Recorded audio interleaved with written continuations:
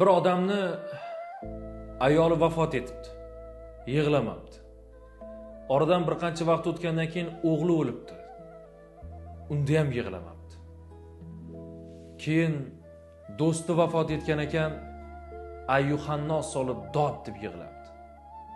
Atrofidagi odamlar undan so'rashdi: "Ey Allohning bandasi, ayoling vafot etdi, yig'lamading.